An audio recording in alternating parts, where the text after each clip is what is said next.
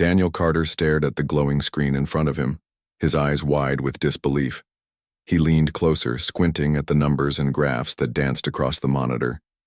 It was late at night, and the dim lights of the lab cast long shadows on the walls. The hum of machines filled the silence, but Daniel barely noticed. His mind was racing, trying to make sense of what he was seeing. He had been studying gravitational waves for years, ever since he joined the Galactic Science Institute. Gravitational waves were ripples in space-time caused by massive objects moving through the universe. Most of the time, they were faint and hard to detect. But this time, something was different. Something big was happening out there in the vastness of space, and it was heading straight toward Earth's solar system. Daniel tapped a few keys on his keyboard, zooming in on the data. There it was, a star designated as Epsilon 7, located near the edge of human-controlled space. At first glance, it seemed like any other star, burning quietly in the void. But when Daniel analyzed its movements over the past few decades, he realized something alarming. Epsilon 7 wasn't staying put. It was drifting, slowly but surely, toward Sol, Earth's sun. Daniel sat back in his chair, running a hand through his short brown hair. His heart pounded in his chest. This couldn't be right. Stars didn't just move on their own, they followed predictable paths dictated by gravity and the forces of the universe. Unless something was pulling it. He grabbed his notebook and began scribbling calculations, double-checking his work. Hours passed, and the more he worked, the clearer the picture became. Epsilon 7 was on a collision course with Sol. If nothing changed, the two stars would meet in approximately 500 years.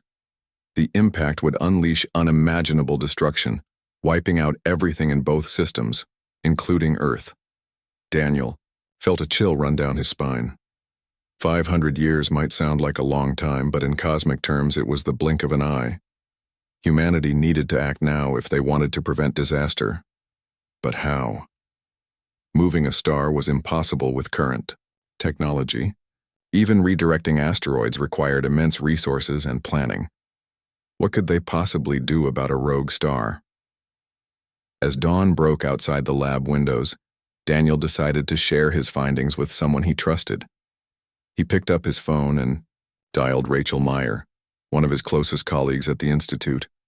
Rachel was brilliant, with a sharp mind and a knack for solving problems no one else could crack. If anyone could help him figure out what to do next, it was her. "Rachel," Daniel said when she answered, his voice tense. "I need you to come to the lab, right now." Rachel arrived within the hour, carrying a cup of coffee and looking curious. "What's so urgent?" she asked, setting the cup down on the desk. "You sounded like the world was ending." Daniel gestured toward the screen. "It might be," he said grimly. "Take a look at this." For the next hour, Daniel explained everything he had discovered. Rachel listened intently, her brow furrowed, as she processed the information. When he finished, she let out a low whistle. "This is bad," she said finally. "Really bad, but we can't panic. We need to think this through carefully." "I know," Daniel replied. "But here's the thing. We can't move the star. Not with our tech. So what are our options?" Rachel tapped her chin thoughtfully. "What about warning whoever controls that region of space? Maybe they can do something about it." Daniel nodded slowly. That made sense.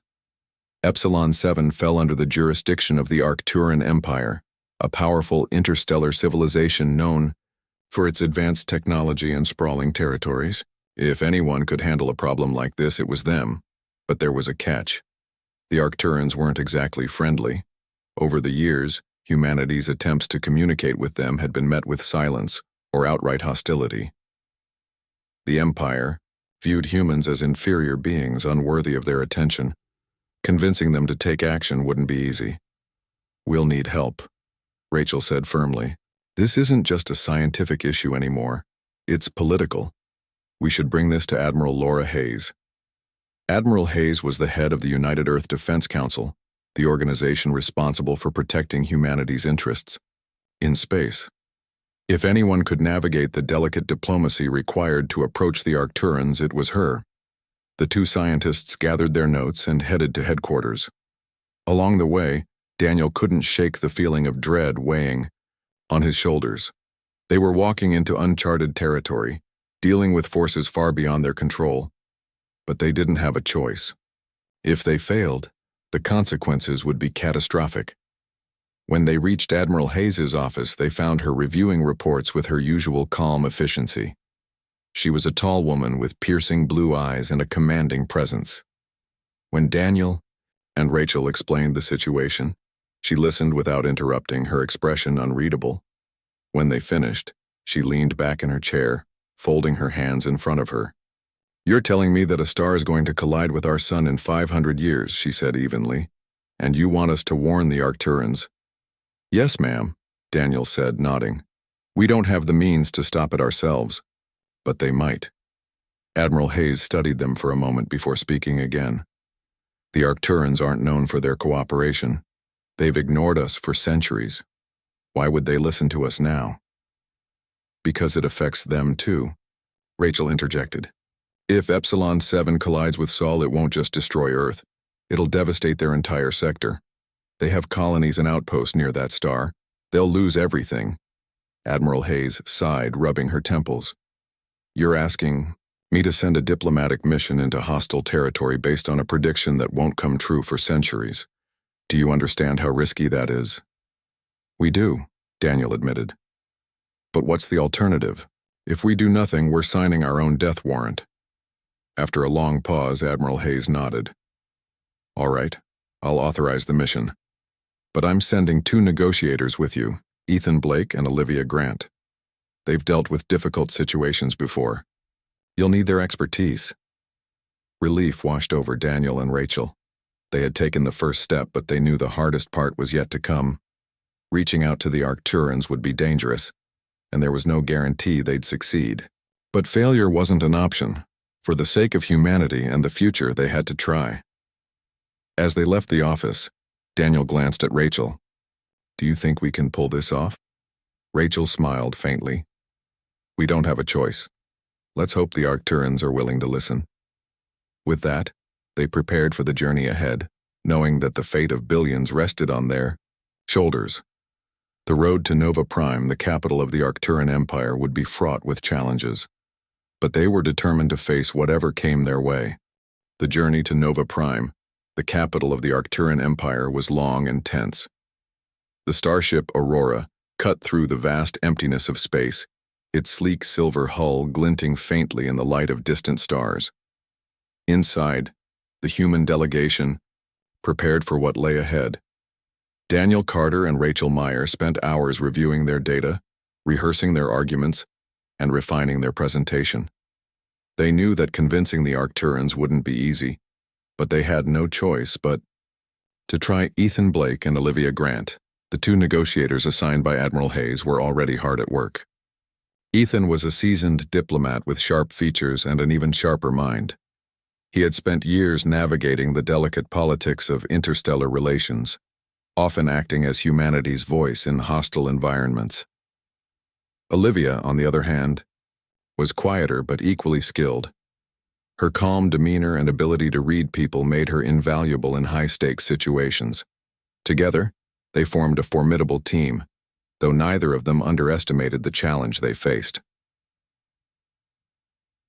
As the Aurora approached the Empire's borders, the mood aboard the ship grew heavier. The Arcturans weren't known for their hospitality.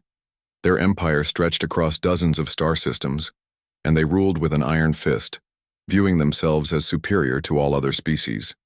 Humanity, in their eyes, was little more than a nuisance, a primitive race unworthy of their time or attention. Reaching out to them felt like walking into a lion's den. "We need to tread carefully," Ethan said during one of their strategy meetings.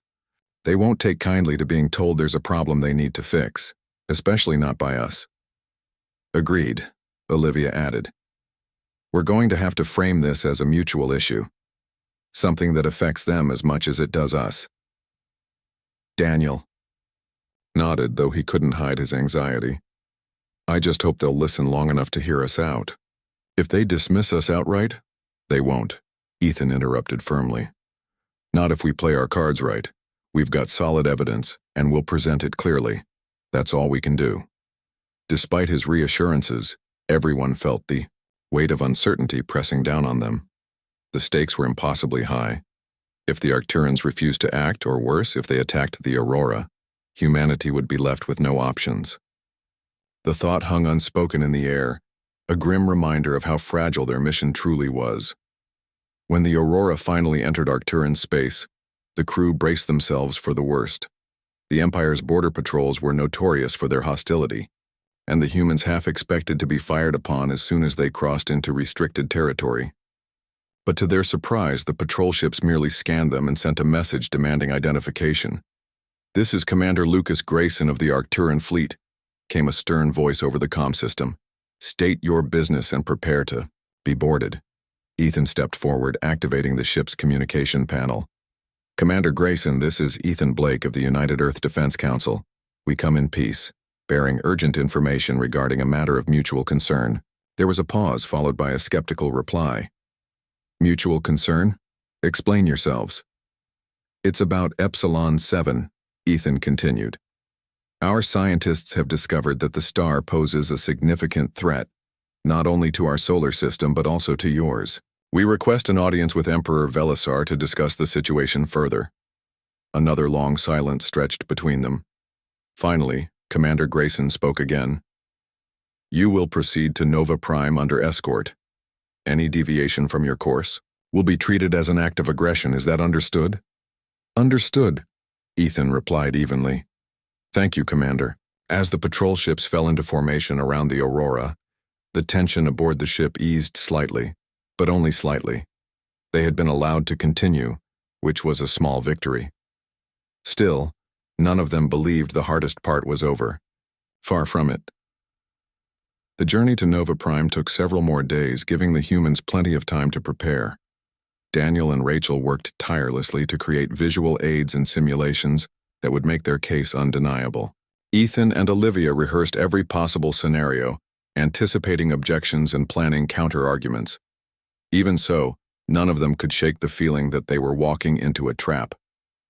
When the Aurora finally arrived at Nova Prime, the sight of the Imperial capital planet took their breath away. It was a massive world covered in sprawling cities of gleaming metal and glass, connected by networks of floating bridges and towers that reached high into the atmosphere. In the center of it all stood the Imperial Palace, a towering structure, surrounded by layers of defensive shields. The sheer scale of it was overwhelming, a testament to the Empire's power and ambition. The humans were escorted to the palace grounds, where they were met by a group of Arcturan officials. The Arcturans were tall and imposing, with pale blue skin and piercing golden eyes. Their expressions were cold and unreadable, making it impossible to gauge their thoughts. One of them, a woman with elaborate robes and a regal bearing, introduced herself as Chancellor Lyra. "You are here to speak with Emperor Velisar?" she asked, her tone clipped and formal. "Yes," Ethan replied, stepping forward. "We bring urgent news regarding a threat to both our peoples. It concerns Epsilon 7. Chancellor Lyra raised an eyebrow. "And you expect us to believe that a primitive species such as yours has uncovered a danger we ourselves were unaware of?" "It's not a question of belief," Olivia interjected smoothly. "It's a matter of fact. Our scientists have gathered irrefutable evidence which we are prepared to share." Lyra studied them for a moment before nodding curtly. "Very well. You will be granted an audience with the Emperor, but know this. If your claims prove false, the consequences will be severe." With that ominous warning hanging in the air, the humans were led deeper into the palace. The corridors were vast and ornate, lined with intricate carvings and glowing crystals that cast soft light across the floors. Servants moved silently in the background, their movements almost mechanical. Despite the beauty of their surroundings, the humans felt uneasy. Every step seemed to echo louder than the last, amplifying the sense that they were intruding where they didn't belong. Finally, they reached the throne room. It was an enormous chamber dominated by a raised platform at the far end, where Emperor Velisar sat atop a golden throne. His presence was commanding, his golden eyes fixed on the newcomers with undisguised disdain. Around him stood advisors and guards, their expressions equally hostile. Ethan stepped forward, bowing slightly as a gesture of respect. "Your Majesty, thank you for granting us this audience. We come bearing critical information regarding a threat to both our civilizations." Velisar leaned forward slightly, his voice dripping with condescension. "Speak then, but be brief. I have little patience for the ramblings of lesser beings." Ethan ignored the insult, focusing instead on delivering their message. "As you may know, Epsilon 7 is located near the edge of your territory. Our scientists have discovered that the star is drifting toward Earth's solar system. If left unchecked, it will collide with Sol in approximately 500 years, causing catastrophic destruction. This event would devastate not only our worlds but also your colonies and outposts in the region." Velisar's expression didn't change, but a murmur rippled through the assembled advisors. Clearly, this was news to them. "And you expect us to believe this prophecy of doom?" Velisar sneered. "What proof do you offer?" At this, Rachel stepped forward, holding up a tablet displaying their data. "Your Majesty, these are gravitational wave readings and trajectory calculations collected over decades. They show conclusively that Epsilon 7 is moving off course due to external forces. We've run simulations confirming the potential impact. Here, let me demonstrate." She activated the simulation, projecting a holographic model of the star's paths.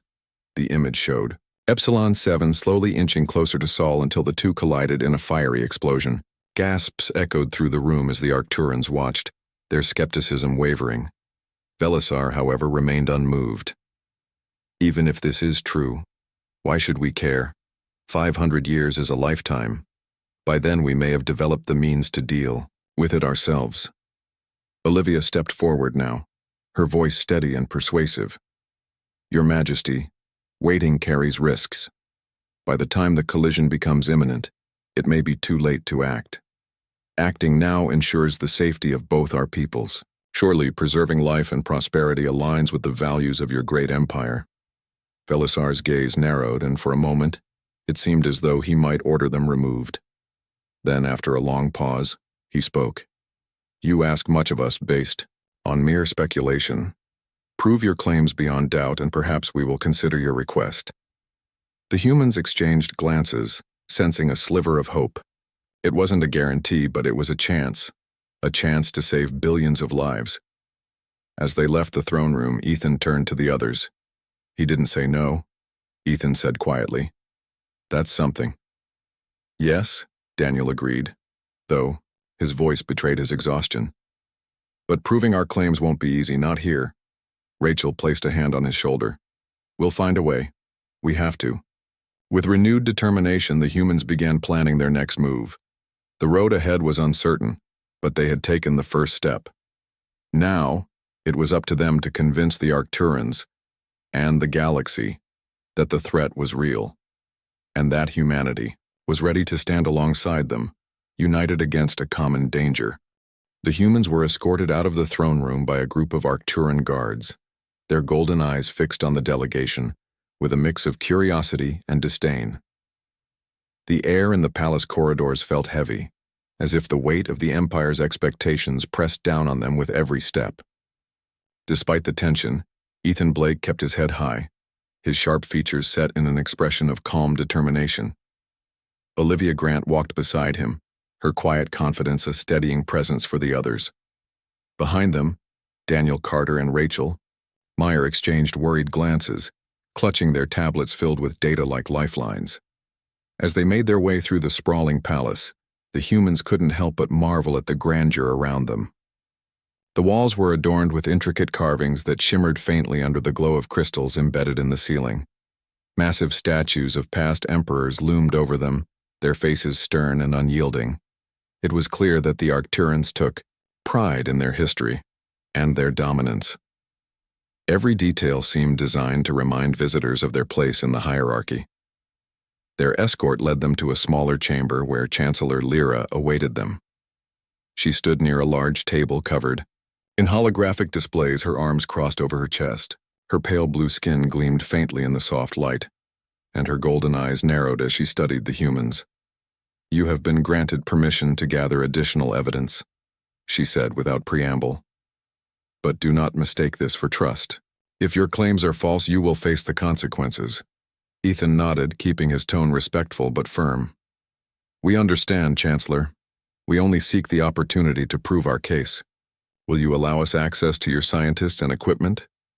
Lyra hesitated, then gestured toward one of the advisors standing nearby. Dr. Cale Varn will oversee your efforts. He is one of our leading physicists and will determine whether your findings hold merit. A tall Arcturan man stepped forward, his posture relaxed compared to the rigid formality of the others. His piercing golden eyes scanned the humans with genuine interest rather than hostility. Unlike many of his peers, Cale didn't seem eager to dismiss them outright. Instead, there was a flicker of curiosity in his expression, a spark of intellectual intrigue. I've reviewed your preliminary data, Kyle said, addressing Rachel and Daniel directly. It's intriguing, but it raises more questions than answers. I'd like to examine your methods and calculations in greater detail. Rachel nodded, stepping forward eagerly. Of course. We welcome any scrutiny. The sooner we can confirm the threat, the better. Cale tilted his head slightly, studying her for a moment before turning to Lyra.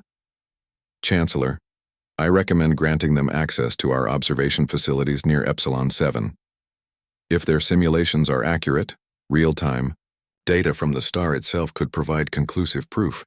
Lyra frowned, clearly reluctant to agree. Sending them to the border regions is risky. What if this is some kind of ploy, a distraction to weaken our defenses? It's unlikely, Kyle replied calmly. If they wanted to attack, they wouldn't have come here openly. Besides, my team and I will accompany them. They won't be unsupervised. After a long pause, Lyra finally relented. Very well. But remember, Doctor, this is your responsibility. Any misstep reflects on you. With that, the meeting concluded, and the humans were taken to temporary quarters within the palace. The rooms were luxurious but sterile, offering little comfort beyond their basic needs. As soon as they were alone, the humans gathered to discuss their next steps. This is progress, Ethan said, pacing back and forth across the room. Cale seems willing to listen, which is more than we could have hoped for. Yes, but we're still walking a tightrope, Olivia added. One wrong move and they'll shut us down, or worse. Daniel ran a hand through his hair, his mind racing.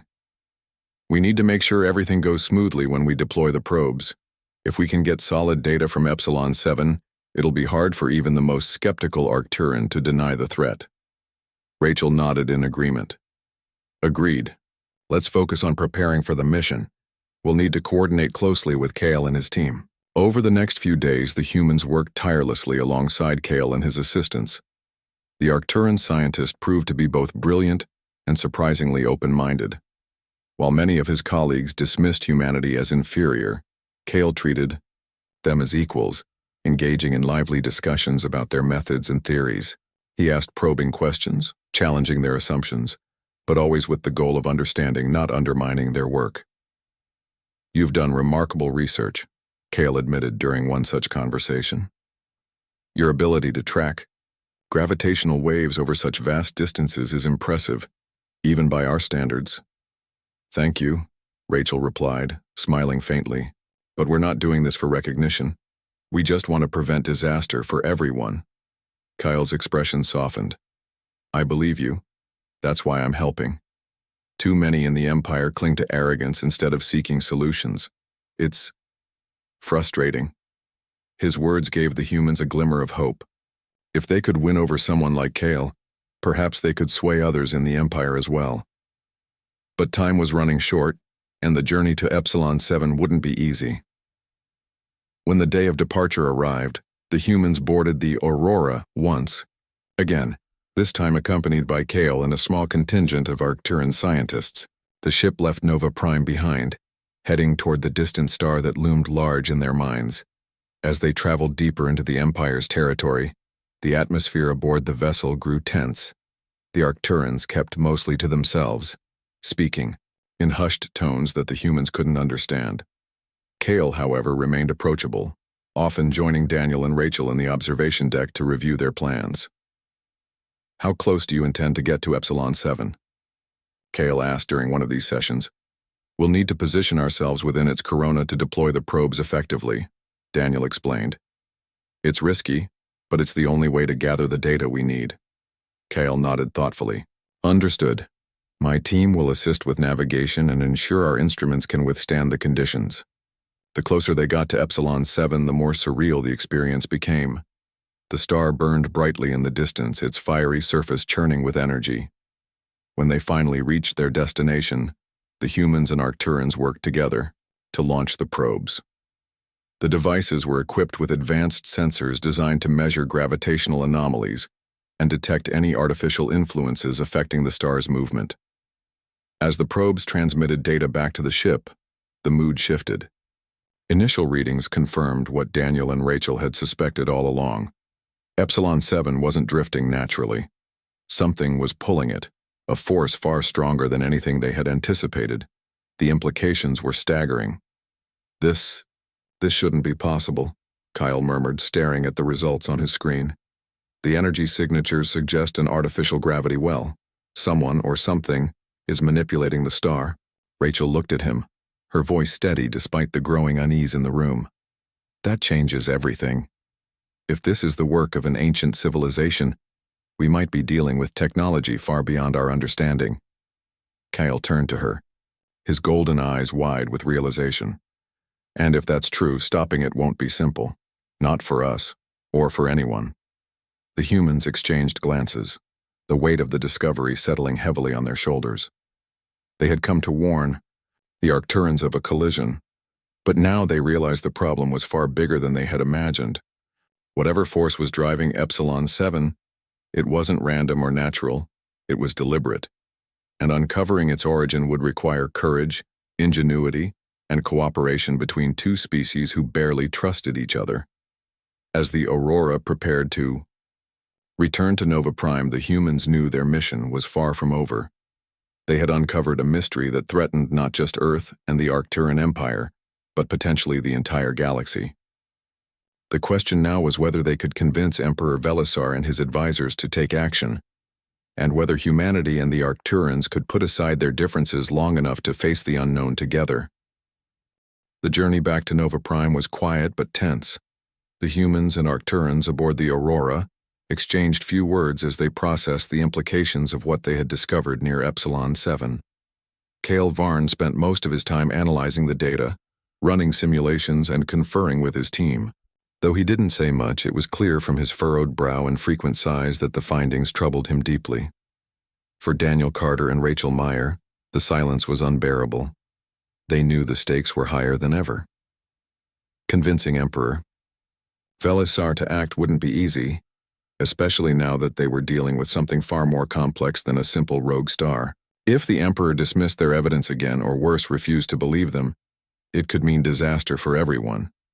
Ethan Blake and Olivia Grant tried to keep morale up, reminding the group that they had made significant progress.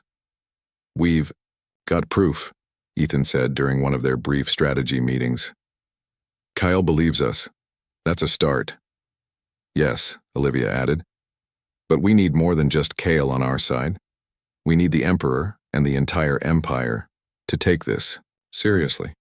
When the Aurora finally docked at Nova Prime, the delegation was whisked back to the palace under heavy escort. This time, there was no pomp or ceremony, just a sense of urgency in the air. The guards moved quickly, their golden eyes darting, around as if expecting trouble. Clearly, word of their discovery had reached the upper levels of the imperial hierarchy. They were led straight to the throne room, where Emperor Velisar awaited them.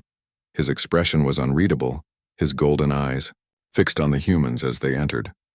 Around him stood his advisors, their faces grim and unyielding.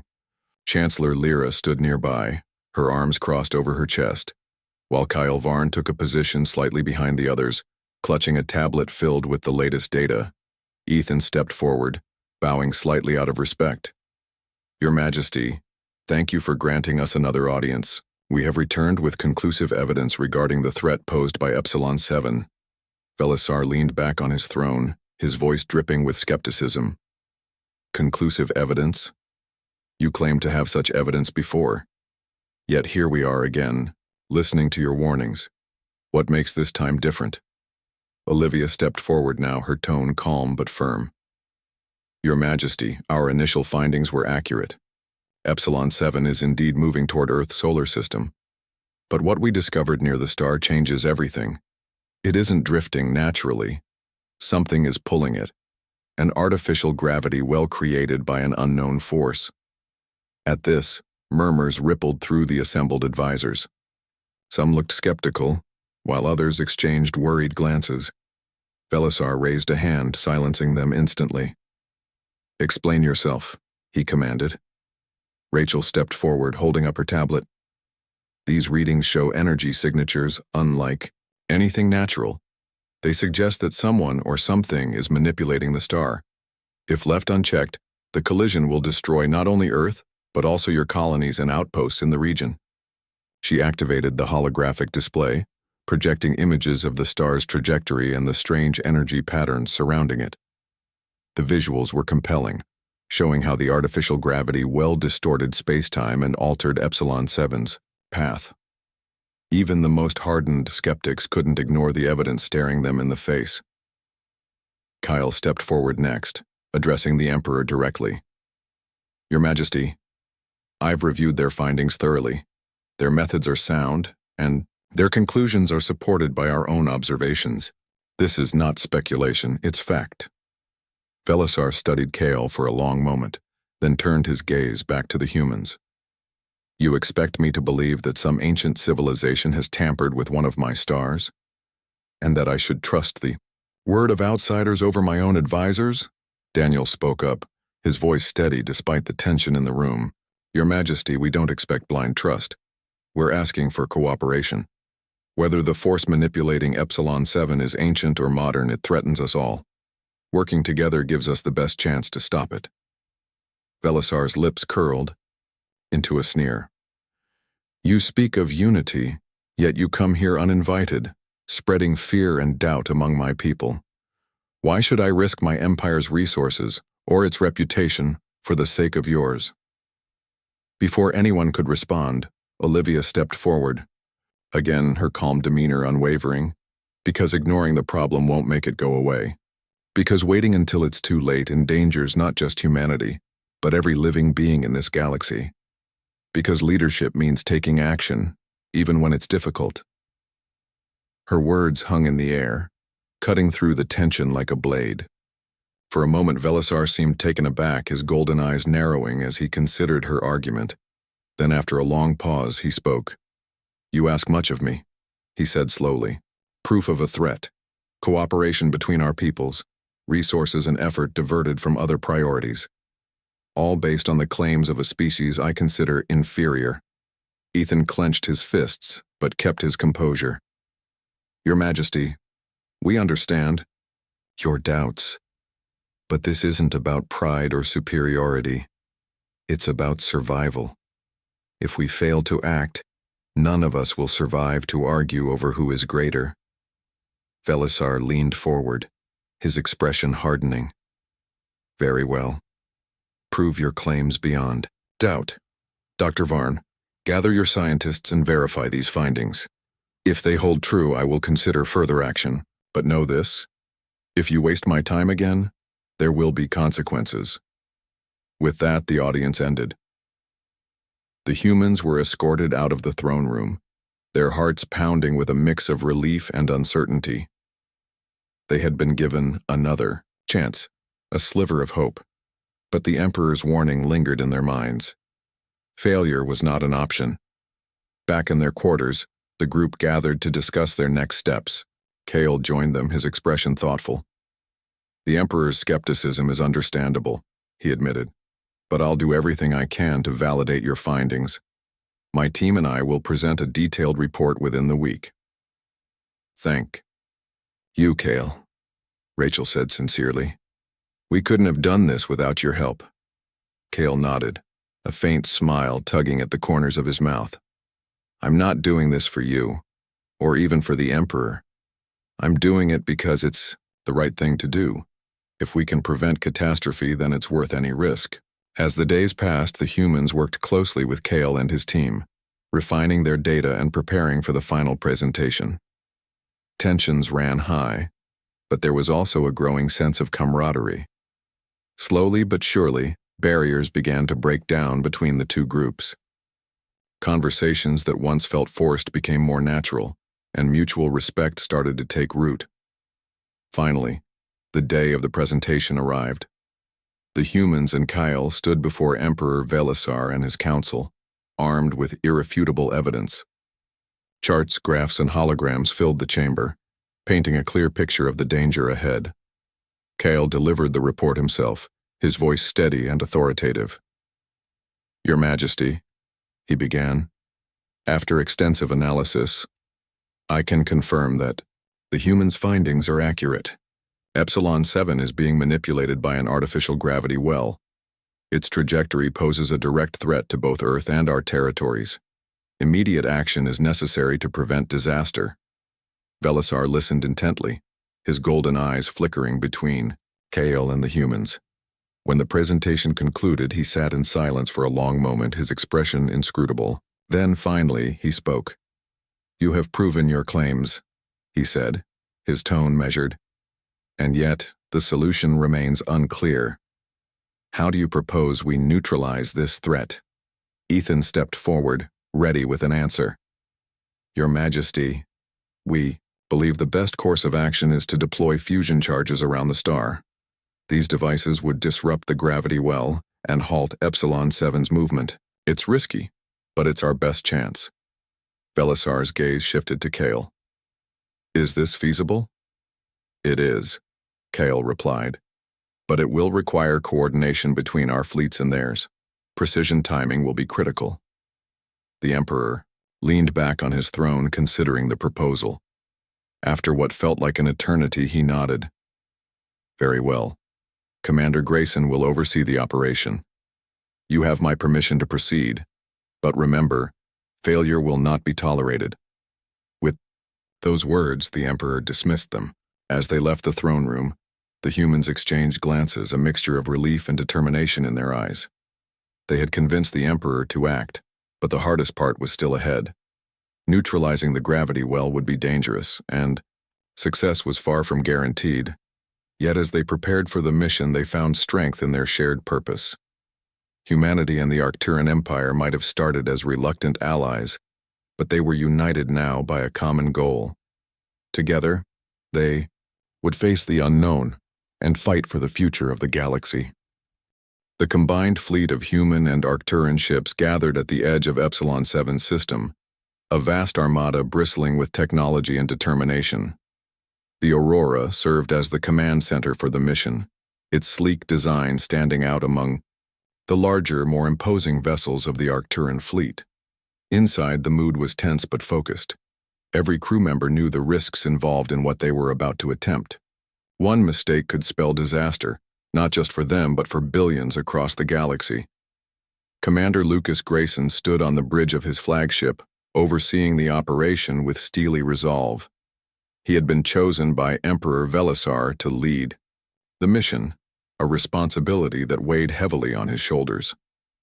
Though he had initially doubted the humans' claims, the evidence presented by Kale Varn and the delegation had convinced him of the threat's reality. Now, as he watched the preparations unfold, he couldn't help but feel a flicker of admiration for their persistence. On the Aurora, Ethan Blake and Olivia Grant worked closely with Daniel Carter and Rachel Meyer to coordinate the deployment of fusion charges. The plan was deceptively simple.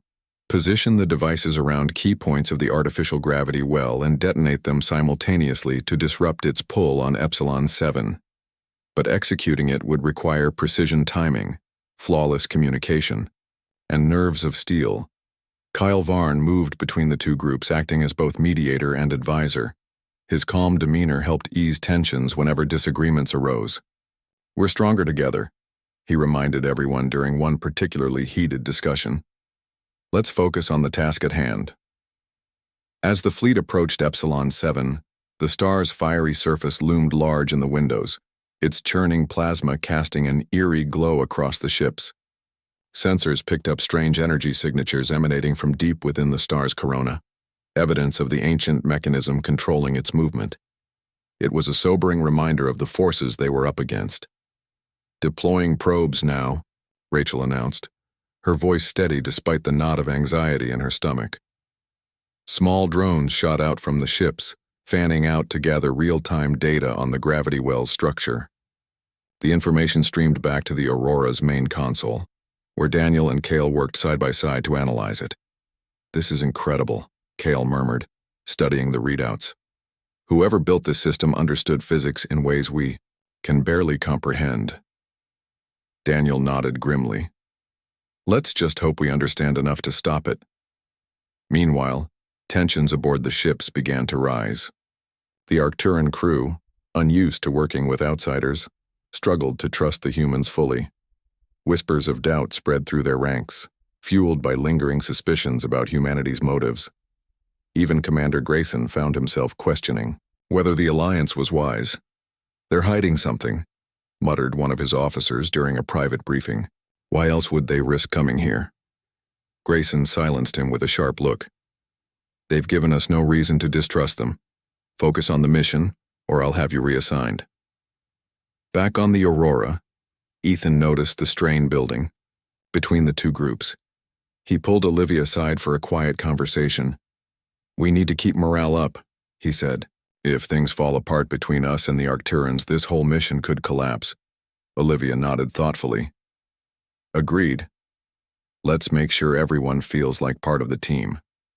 Together, they organized a series of joint briefings and strategy sessions, encouraging open dialogue between the humans and Arcturans. Slowly, barriers began to break down. Shared meals replaced guarded exchanges, and laughter occasionally broke the tension. By the time the first wave of fusion charges was ready to deploy, there was a fragile sense of unity among the crews. But as the operation got underway, complications arose almost immediately. The drones sent into the corona encountered unexpected resistance. A swarm of automated defense drones emerged from hidden launch bays buried within the star itself. These machines, clearly designed to protect the gravity well, attacked without warning, targeting the fleet with relentless precision. "Shields are holding, for now," reported one of the Arcturan pilots, his voice tight with strain. Explosions lit up the darkness as the drones clashed with the ship's defensive systems. "We can't let them take out the probes," Rachel shouted, her eyes fixed on the monitors. "They're our only way of mapping the gravity well." Ethan turned to Commander Grayson, who had joined them on the Aurora. "We need cover fire while we finish deploying the charges. Can your ships handle it?" Grayson hesitated, then nodded. "We'll hold them off, but you'd better move fast." The battle intensified as the Arcturan fleet engaged the swarm, their weapons blazing against the relentless tide of enemy drones. On the Aurora, Daniel and Cale worked feverishly to adjust the placement of the fusion charges based on the new data streaming in from the surviving probes. Every second counted. Amidst the chaos, Olivia made a critical decision. Spotting a group of drones converging on a vulnerable section of the fleet, she commandeered a shuttle and flew directly into the fray. Her actions drew the drones' attention, buying precious time for the others. "Olivia, what are you doing?" Ethan yelled over the comm system, his voice filled with panic. "I'm giving you a chance," she replied calmly. "Don't waste it." Her bravery inspired the rest of the crew. Commander Grayson rallied his forces, coordinating a counterattack that pushed the swarm back temporarily. Meanwhile, Daniel and Cale finalized the charge placements, their hands flying over the controls. "It's done," Cale announced finally, relief evident in his voice. "All charges are in position, ready to detonate on your mark." Ethan took a deep breath, then gave the order. "Detonate." For a moment, nothing happened. Then, a series of blinding flashes erupted around Epsilon 7, sending shockwaves rippling through space. The artificial gravity well shuddered under the assault, its energy signatures fluctuating wildly. The star itself seemed to tremble, its fiery surface roiling with unnatural intensity. "It's working!" Rachel exclaimed, tears of relief streaming down her face. "The gravity well is destabilizing." But the victory came at a cost. Olivia's shuttle had been caught in the crossfire, sustaining heavy damage.